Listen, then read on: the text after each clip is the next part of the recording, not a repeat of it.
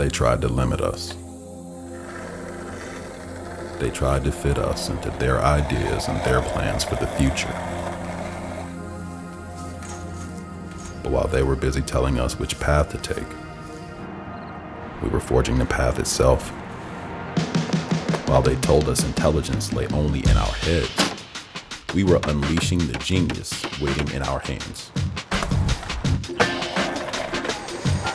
Learning how to craft homes for their future. Communities that last.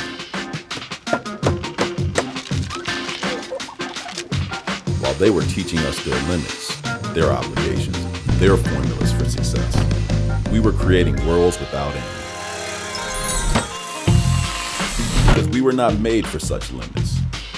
We were made to stand amongst greatness, the way we define it.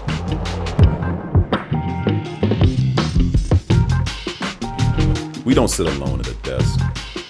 We work as a team, a family. We're not the type to leave a job half finished. And in our eyes, nothing's done until it's perfect.